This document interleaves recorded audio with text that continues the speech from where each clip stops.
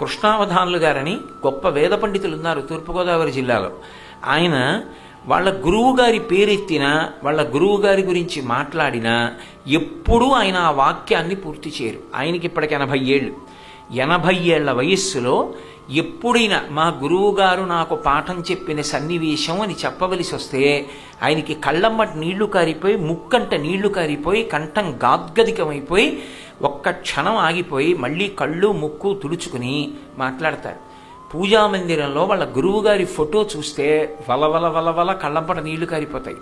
ఆ గురువుతో ఆయనకున్న అనుబంధం. అందుకే ఆ గురువు ఎంత కష్టపడి తనకి వేదపాఠం చెప్పారో తెలుసుకున్నవారు కాబట్టి మహానుభావుడు ఒకప్పుడు తుఫాన్ వచ్చి యానామంతా కొట్టుకుపోతే అక్కడ ఉన్నటువంటి సిరామిక్ ఇండస్ట్రీస్ వాళ్ళు ఆయన ఇల్లు కట్టుకోవడానికి డబ్బు పట్టుకొచ్చిస్తే పక్కనున్న శివాలయాన్ని పునరుద్ధరింపజేశారు. నేను పందిట్లో ఉన్నా పర్వాలేదని. ఒక వ్యక్తి, మీరు ఇంత గొప్పగా వేదం చదువుకున్నారు, ఈ డబ్బు ఉంచుకోండి పట్టుకొచ్చి డబ్బు కట్టలు అక్కడ పెడితే, ఒరే నాయన ఈ డబ్బు కట్టలు తీసుకుని నేను ఇంట్లో పెట్టుకుంటే వీడు ఎప్పుడు చచ్చిపోతాడని చూస్తారు, ఈ డబ్బు కట్టలు వాళ్ళవవుతాయని. కానీ నేను ఇంకొక విద్యార్థికి వేదం చెప్తే నా ఊపిరి ఉపయోగపడుతుంది, నా శరీరం పడిపోయాక కూడా వాడు ఆ వేద మంత్రాలతో 10 మందికి ఉపకారం చేస్తాడు. నీకు వీలైతే ఇంకో విద్యార్థిని అప్పచెప్పు, పాఠం చెప్తాను, నాకు వద్దురా నాయనా డబ్బు అన్నారు.